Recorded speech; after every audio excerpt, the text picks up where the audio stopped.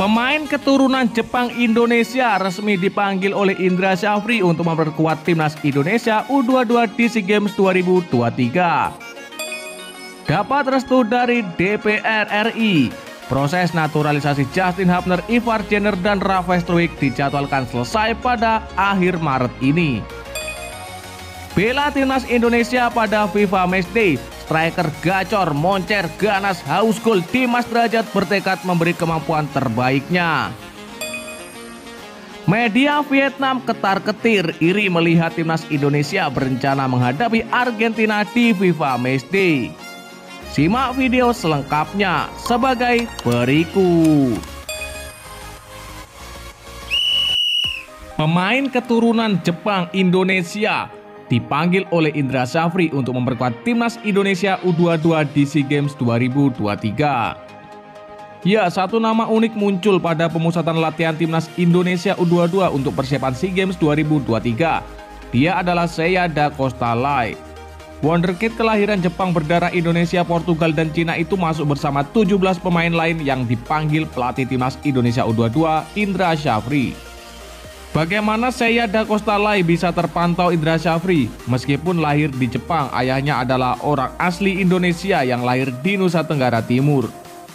Selain itu, Seiya Da Costa Lai sudah cukup lama bermain untuk Arema FC, sehingga bakatnya terendus oleh insting tajam Indra Syafri, pelatih timnas Indonesia U22 untuk SEA Games 2023. Seiya Da Costa Lai sejak awal sudah berstatus warga negara Indonesia, ibunya asli orang Jepang. Namun status WNI sudah didapatnya sejak lama. Di Arema FC, Seiya Da Costa baru dapat kesempatan bermain satu kali musim ini. Itu pun sebagai pengganti, yakni saat melawan Persis Solo. Tetapi Seiya turun pada menit ke-90 menggantikan Evan Dimas. Pelatih Arema Joko Susilo memberikan dua pesan kepada mantan anak buahnya di tim akademi Arema tersebut. Ya, saya masih butuh pengalaman. Kalau punya pengalaman, dia sangat bagus. Untuk menembus SEA Games, ada dua hal yang harus dilakukan, percaya diri dan kerja keras. Kalau itu dilakukan, saya yakin dia bisa. Jelas pelatih yang akrab disapa Getuk ini. Arema FC selalu terkenal memiliki gelandang petarung. Menariknya, Seiya bukan tipikal seperti itu, melainkan lebih mirip Evan Dimas.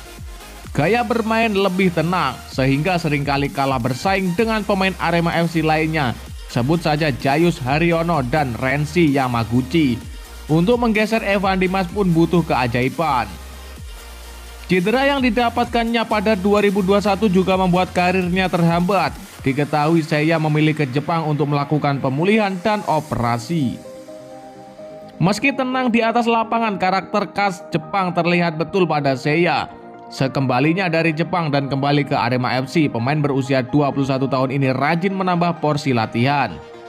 Di mes, Seiya jadi yang paling rajin latihan di tempat gym. Selain itu, saat sore hari tidak ada sesi latihan, dia bermain bola sendiri di lapangan yang dekat dengan mes. Kini kerja kerasnya mulai membuahkan hasil. Sudah direstui DPR RI, Justin Hubner, Ivar Jenner, dan Rafael Struijk disumpah WNI pada akhir bulan ini. Ya, Komisi 10 DPR menyetujui rekomendasi 3 pemain naturalisasi timnas Indonesia U20, Justin Hubner, Ivar Jenner, dan Rafael Struijk jelang Piala Dunia U20 2023. Keputusan itu diambil Komisi 10 DPR dalam rapat kerja dengan PLT Menpora, Muhadjir Effendi, PSSI, dan Perbasi. Selain ketiga calon pemain naturalisasi timnas Indonesia U20, Komisi 10 DPR juga menyetujui naturalisasi calon pemain tim nasional basket Jerome Ben Junior. Komisi 10 memutuskan menyetujui rekomendasi atas nama Justin Hubner, Ivar Jenner, Rafael Struijk, dan Jerome Ben Junior dengan catatan permohonan diteruskan oleh instansi yang berwenang, ujar Ketua Komisi 10 DPR RI Saiful Huda. Komisi 10 mendorong pemerintah, PSSI, dan Perbasi memperhatikan catatan pada rapat hari ini sebagai pembinaan olahraga ke depannya, sambung Saiful. Justin Hubner, Ivar Jenner, dan Rafael Struijk merupakan calon pemain naturalisasi timnas Indonesia U20 yang direkomendasikan langsung oleh pelatih Sintayong. Ketiga pemain keturunan itu diharapkan bisa semakin menguatkan skuad timnas Indonesia U20 yang akan tampil di Piala Dunia U20 2023 di Indonesia. Sintayong sendiri sudah memanggil ketiga pemain keturunan itu dalam training camp atau pemusatan latihan timnas Indonesia U20 yang dimulai pada hari ini. Skuad Garuda Nusantara dijadwalkan menjalani TC di Korea Selatan. Bela timnas Indonesia pada FIFA Matchday, striker ganas Dimas Derajat bertekad beri kemampuan terbaiknya. Ya, penyerang Persikabo 1973 Muhammad Dimas Derajat meninggalkan timnya untuk bergabung dengan timnas Indonesia yang akan melakukan pemusatan latihan di Jakarta. Tim Garuda menggelar TC sebagai persiapan jelang pertandingan melawan Burundi pada FIFA Matchday di Stadion Patriot Candrabaga. Dimas Derajat merupakan satu dari 28 nama pemain yang dipanggil pelatih Sintayong untuk membela timnas Indonesia. Dimas selalu dipercaya Sintayong terutama setelah sukses mencetak 2 gol dalam 2 laga kontra Kurakau beberapa waktu lalu. Pemain berusia 25 tahun itu mengaku senang dan bersyukur kembali bisa dipercaya membela timnas Indonesia. Dimas sempat absen membela timnas Indonesia di Piala AFF 2022 lalu karena mengalami cedera. Ya, cedera pada kakinya itu didapat saat latihan bersama Persikabo beberapa hari jelang bergabung ke pemusatan latihan tim Garuda. Ya, alhamdulillah, tentu saja saya sangat senang sekali kembali mendapatkan kepercayaan membela timnas. Karena itu merupakan cita-cita semua pemain profesional, kata Dimas Derajat. Bangga bisa kembali bergabung di timnas senior, sambungnya. Sama seperti menghadapi Kurakau beberapa waktu lalu, pemain kelahiran Gresik itu menegaskan semua pemain harus fokus dan berjuang keras untuk meraih hasil positif. Apalagi kata pemain yang mengoleksi 7 gol di BRI Liga 1 musim ini, Burundi bukanlah tim sembarangan karena mereka memiliki pemain-pemain yang berkiprah di daratan Eropa. Selain itu, Burundi memiliki ranking FIFA lebih bagus ketimbang timnas Indonesia, yakni 141. Ya, intinya kita tidak boleh menganggap enteng siapapun lawan kita. Kita harus mempunyai daya juang tinggi karena membawa nama bangsa dan tentunya mau bekerja keras agar mendapatkan hasil yang diinginkan. Dalam sepak bola tidak ada hal yang tidak mungkin, ungkapnya. Mohon doanya kepada supporter Persikabo agar saya dan pemain lainnya diberikan kelancaran menjalani 2 pertandingan melawan Burundi nanti. Amin. Dimas Derajat mengakhiri perbincangannya. Vietnam ketar-ketir iri melihat timnas Indonesia berencana menghadapi Argentina di FIFA Matchday. Ya, media Vietnam turut menyoroti rencana timnas Indonesia untuk menggelar laga uji coba kontra timnas Argentina dalam agenda FIFA Matchday 2023. Mereka melontarkan komentar nyinyir.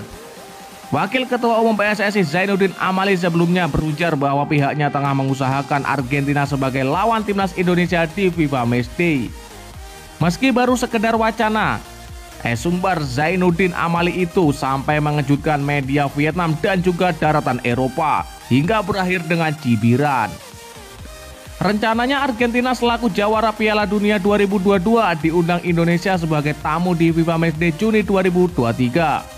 Sebagaimana diketahui, timnas Indonesia masih memiliki 1 slot laga uji coba pada Juni 2023 lantaran baru memastikan Palestina sebagai salah satu lawan dalam FIFA Matchday periode tersebut.